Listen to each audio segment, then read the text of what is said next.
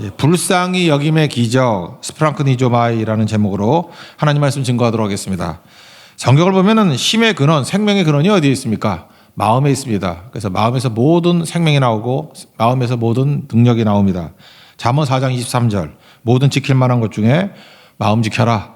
생명의 근원이 이에서 남이니라. 그래서 모든 게 마음이죠. 마음이 흔들리면 다 흔들리는 거고 마음이 굳건하면 인생이 굳건하다는 것입니다. 청주제가 예수님처럼인데 예수님처럼 살라 그러면 주님의 마음을 본받아야 되겠죠. 마음이 주님 따르지 않는다 그러면 행동 그건 뭐 일시적인 거라는 것입니다. 근데 예수님의 마음 가운데 가장 대표적인 마음이 뭐냐? 불쌍히 여기는 마음이라는 거예요. 이게 헬라어로 스프랑크니조마이. 이게 되게 중요한 단어입니다.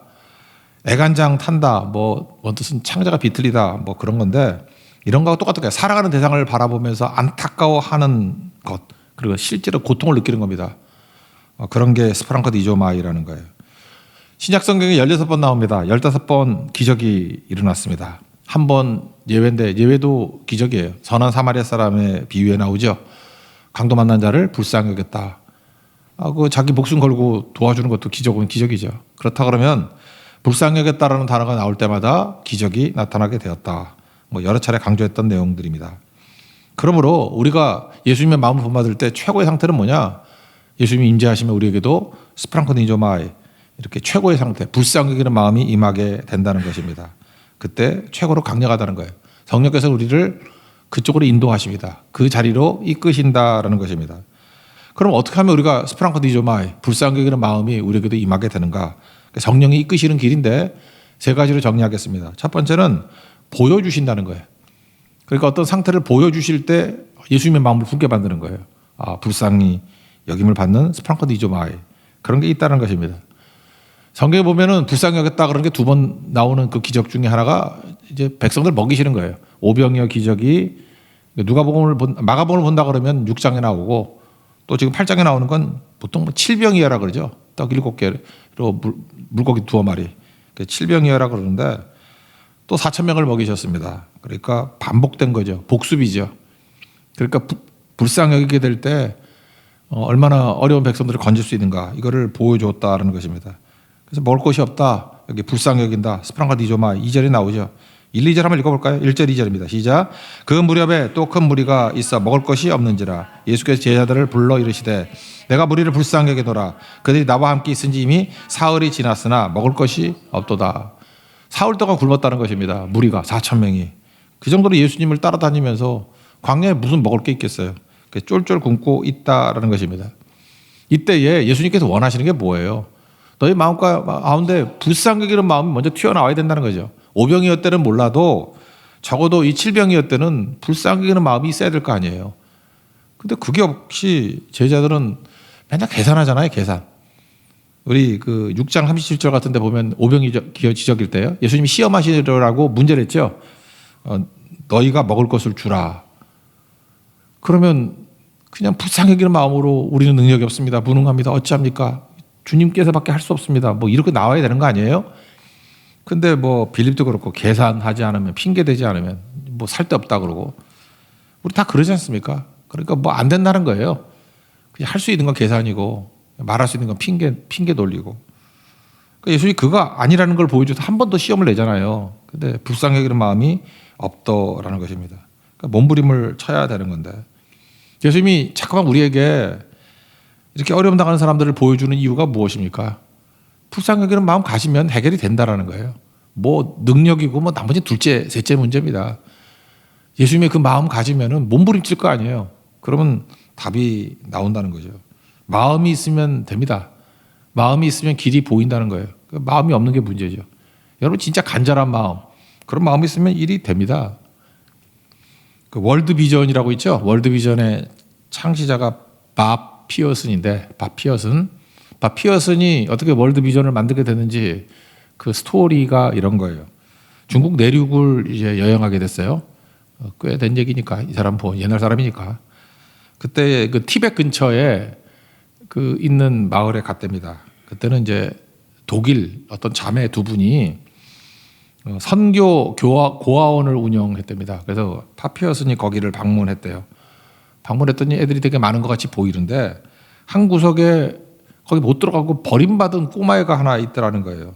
몸은 바짝 마르고 그다음에 계단 밑에 이렇게 굶어가지고 구부러져 있는 애 있죠. 배볼록 튀어나오고 갸냘프고 슬픈 눈이고 그의 모습을 보는 순간에 얼마나 오랜 기간 동안 고통을 받고 쓰라림이 있는지가 눈에 확 보이더라는 거예요. 그러면서 의아하다는 거예요. 아니 여기 선교 고아원 한다면서 이 독일 자매들 이거 왜 얘는 버려두고 있지? 그런 생각이 돼서 물었답니다. 왜 저 아이는 수용하지 않습니까? 그랬더니 그 자매 중에 한 분이 그러더라는 거예요. 방이 없어요. 방이 없어요. 약간 화가 났다는 거예요. 아니 이 어린아이 하나가 얼마나 자리를 차지한다고 뭐 요만한 아이 뭐 방이 없다니 아무데나 구석이라도 있으면 되는 거지. 그리고 어린아이 하나가 먹으면 얼마나 먹겠냐고 좀 이렇게 버럭 화를 냈답니다. 그랬더니 이렇게 얘기하는 거예요. 잠깐 따라오라고. 그래서 문을 딱 열어주고 방을 봤더니 한 50명 정도 들어가는 방에 400명이 있더라는 거예요. 그 뭐 들어갈 틈도 없고 도저히 인간이 더 이상 하면 그냥 400명 다 죽겠어요. 그 정도 상황이라는 거예요. 그러면서 눈물을 흘리면서 그 자매가 그런 얘기를 하더라는 거예요. 저희도 그런 생각했다고. 한 사람 더, 한 사람 더. 그래서 한 50명 수용할 수 있는데 한 사람씩 더 넣고 우리가 먹을 거 쪼개고 내가 먹을 거 반 쪼개서 주고 그렇게 하다가 여기까지 왔는데 이젠 더 이상 감당이 안 된다고. 이러다가 나머지 애들도 다 죽일 것 같다고. 그런 말을 하더라는 것입니다. 그러고 난 다음에 그 독일 자매 투라고 합시다. 투. 이름이 있는데 너무 어려워서 말하기 힘들어. 독일 자매 투. 그 두 번째 자매가 그 아이를 번쩍 안아다가 바피어슨의 가슴에 안겨주더라는 거예요. 당신 이제 어떻게 할 거예요? 답이 없죠. 괜히 화를 냈지만. 당황스러워서 자기가 할 수 있는 일은 뭐냐? 주머니에 있는 돈 다 털어서 헌금하는 것과 약속하는 거. 내가 집에 들어가서 계속 송금하겠습니다. 그게 다라는 거예요. 그걸로 해결이 되나요? 그러니까 바피어슨이 본 거죠. 너 그렇게 화내고 남들 하는 일에 대해서 왜 그따위를 하느냐 그렇게 하는 게 아니라 또 한번 해보라고 가보라고. 감당이 안 되는 거죠. 그래서 돌아와서 엎드려 기도하고 이거 어찌합니까? 하나님 능력을 주세요. 그래서 물론 뭐 모금 활동도 했겠지만 그래서 월드비전 만든 거예요. 월드비전 만들어서 좀 더 규모 있게. 또 하나 이분이 했던 얘기 중에 한국도 언급해요. 신속하게.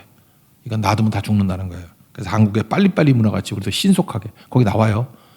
한국은 참 귀한 게 많아. 그죠? 이 빨리빨리. 신속하게 건져내야 된다고. 그래서 결국은 하나님께서 바피어슨에게 보여준 게 뭐예요? 이 월드비전의 출발은 불쌍히 여기는 마음을 신겨주는 거예요. 뭐죠? 보여주시는 거. 성령께서 원래 그 내용 보면 그 티벳 그 선교 고아원에 갈 스케줄이 아니었는데 드로아의 환상에서 하나님께서 마게도냐를 이끄셨듯이 주님이 우리를 이끄시는 게 있습니다. 그걸 보여주셔요. 그거 봐서 바피어슨의 인생이 완전히 바뀐 거예요. 그 월드비전의 그 많은 사역들이 성령께서 보여주시는 것부터 시작이 되었다는 것입니다. 예수님께서 사흘 동안 줄인 자들을 잠깐만 보여주잖아요. 2번씩이나. 보여주는 이유가 뭐예요? 너도 불쌍히 여기는 마음을 가지고 그 마음만 있으면 답은 예수님께 있죠. 그러니까 그 마음이 중요하다는 것입니다. 그래서 여러분들 진지하게 보십시오. 예수님의 눈으로 볼 줄 아는 거. 그게 필요하다는 것입니다. 저도 이번에 베트남에 가가지고 봤습니다. 많이. 뭘 해야 될지 보고. 그때 정말 스프랑크 디조마이 불쌍히 여기는 마음이 생기더라고요. 이렇게 해야 되겠구나. 이거구나. 거기 1억이거든요. 1억. 우리 인구 2배예요. 1억. 근데 이래서 안 되는구나. 다 보이죠? 그러니까 불쌍히 여기는 마음이 있잖아요. 또 해야 되고. 내일 떠나게 될 네팔. 네팔도 우리가 카트만두, 포카라 거기만 나가지. 사실은 선교사님이 우리 동쪽에 가자고, 로버트 슈베디 목사님 교회 가자고 저한테 여러 번 얘기를 했어요. 근데 가는데 4일이에요. 거길 어떻게 가요, 내가? 가는데 4일이라고. 여러분, 에베레스트 가면 뭐 대단한 것 같이 보이죠. 차 한 대 겨우 지나가고, 문제는 뭐냐 하면은 1년에 2대씩 낭떠러지에 떨어진대. 1년에 2대씩. 별거 아니죠. 여러분이 탔으면 어떡할 거예요? 되게 험한 곳이에요. 거기 험한 곳. 거기 가잖아요. 지금 가서. 옛날에 포카라 가는 그 길, 그건 쉬운 길이래요. 거기는. 통행량이 많아가지고 동쪽으로는 잘 안 가잖아요. 그런 동네라고. 그런 동네. 비행기 타고 가서도 차 타고 또 5일 들어가야 되고 길이 없는 곳입니다. 거기 가셔서 지금 하잖아요. 왜 그런 마음을 품죠? 그 연로하신 선교사님이 불쌍히 여기는 마음이에요.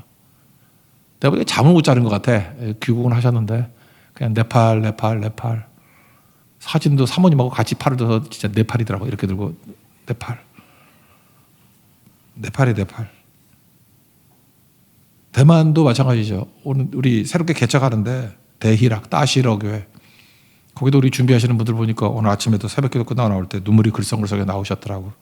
보이거든요. 불쌍히 여기는 마음. 그 동네에 변화될 마음들. 그게 예수님의 마음입니다. 보이는 거예요. 참 묘해요. 제가 보니까 장애인 사역은 누가 하냐 그랬더니 어떤 분은요 이렇게 장애인의 아픔과 그런 게 보이는가 봐. 그게 막 보이는 분이 있어요. 그래서 그 사역을 하더라고. 저는 옛날에 한때 젊은이들의 아픔이 보였어요. 그래서 저는 청년 사역했다고. 보이는 거 하는 거예요. 보이는 거. 어떤 사람은 그냥 가난한 사람 보면 못 견뎌. 보이는 거거든요. 그러니까 사명이 뭡니까? 딴 게 아니야. 하나님께서 우리에게 이렇게 보여주시거든. 외면하지 마십시오. 나만 이렇게 아프게 다가오는 게 있어요. 그거 잠깐 누구 정지하고 그러지 말고 여러분들 서약에도 밥만 먹는 데가 밥 피었으니 놀라운 일 했잖아. 그죠? 여러분 우리도 밥 먹잖아. 그죠? 우리도 밥 피었으니 할 만한 것 같으면 그런 거 해야죠.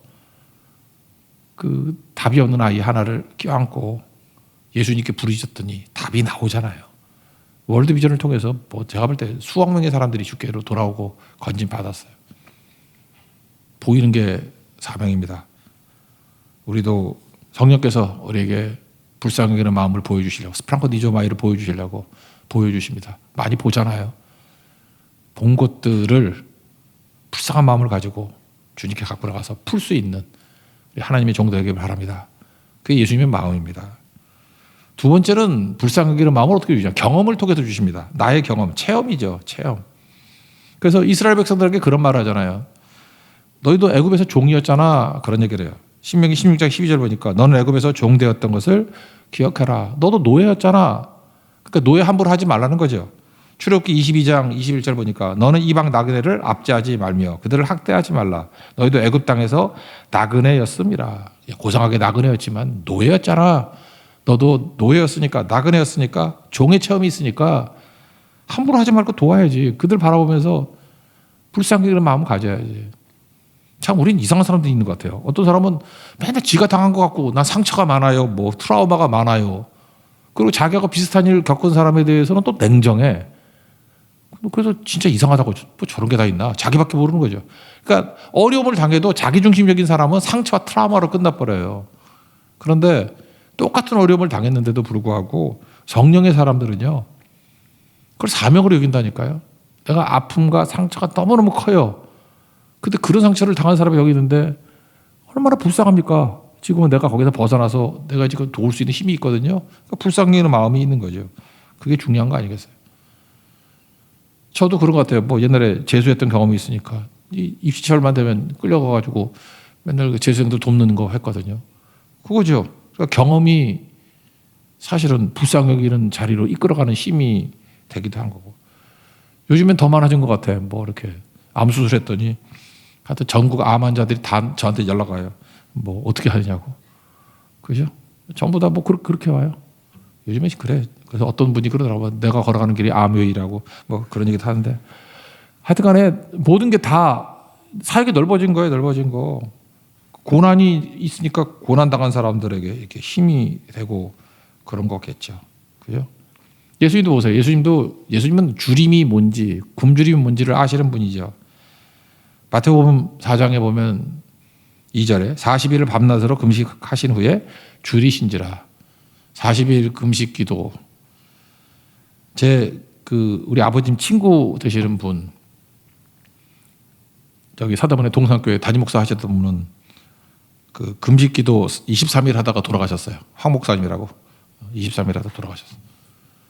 내가 알기로는 뭐 얼핏 들었는데 뭐 이찬수 목사님 아버님도 뭐 금식하다가 돌아가셨다는 소리 들었는데 아닌가? 뭐 얼핏 들은 것 같아요. 옛날에는요 이렇게 목사님들 금식기도 하는 분 되게 많았어요. 그러다가 대부분 한 20 며칠 넘어가면 돌아가신 분 많고 40일 채운 사람 되게 많았어요. 그래서 난 거짓말 같아. 40일 채운 분들을 보면은 숨어서 먹었겠지. 하여튼 그런 생각 잠깐 하는데 나 요즘에 그 무슨 단식하니 뭐 이런 분들 보면 내가 웃기는데 내가 금식한 거 보면 알거든. 다 뻥이야, 뻥. 진짜로 금식한 사람 상태를 보면요. 내 주변에 많았거든. 뼈밖에 안 남아요, 뼈밖에. 그 진짜 하면. 근데 이분들은 다 진짜 했던 분이야.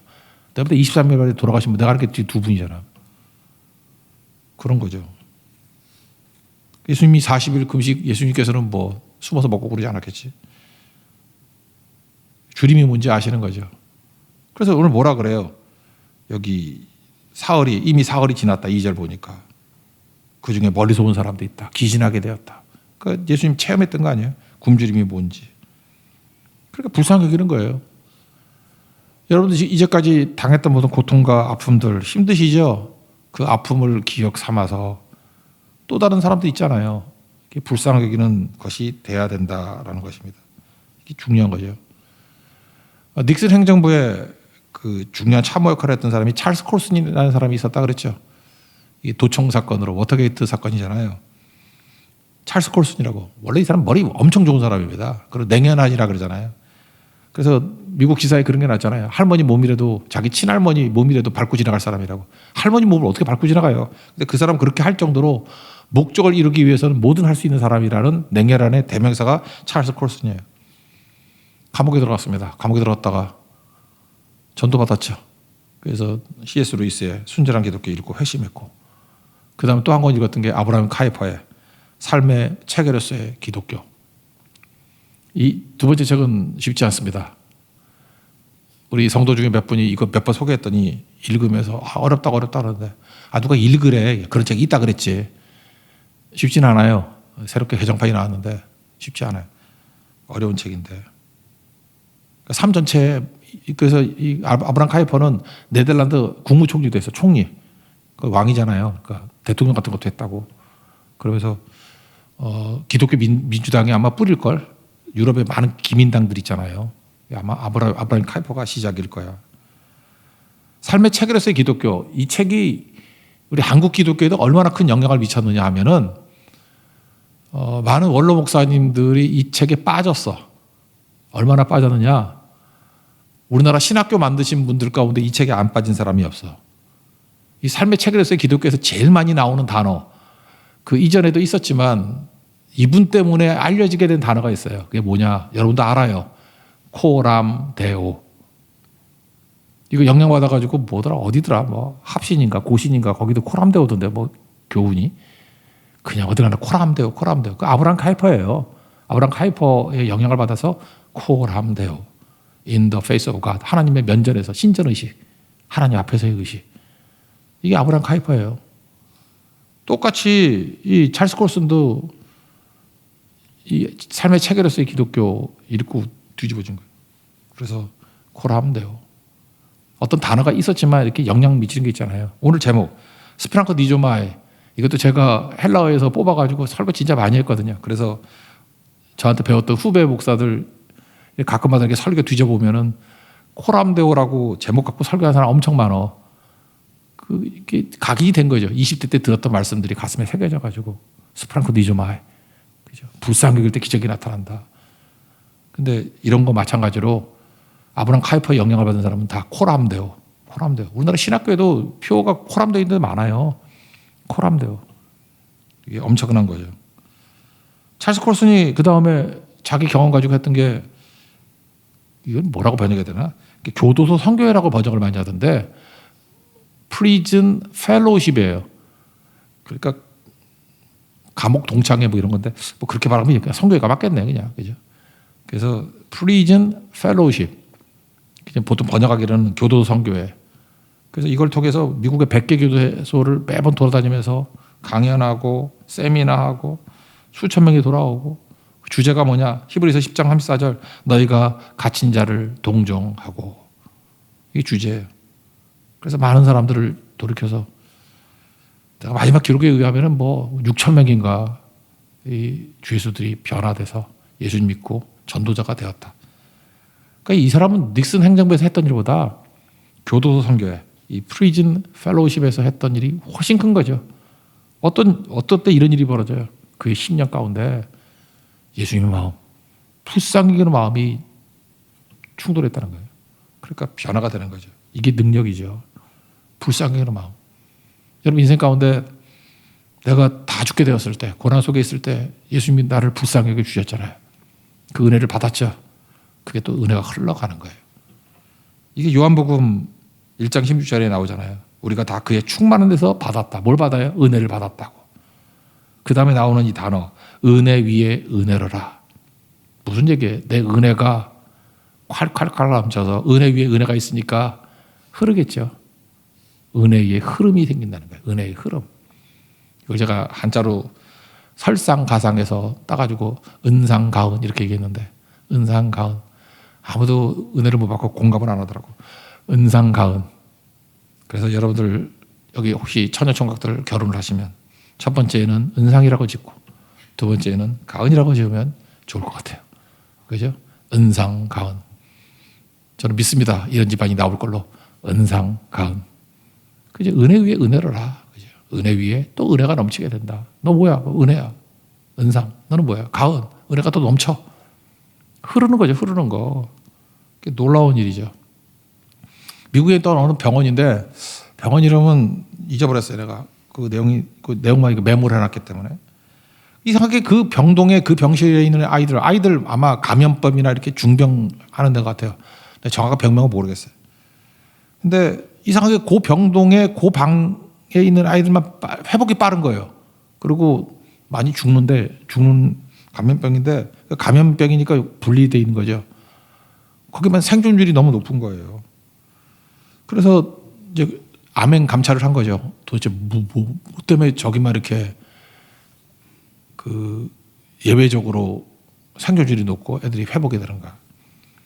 그랬더니 거기에 담당 의사하고 간호사하고 이렇게 보는 거 보니까 그리고 써놓잖아요. 이렇게 메모를. TLC 1일 3회 이렇게 써 있더래요.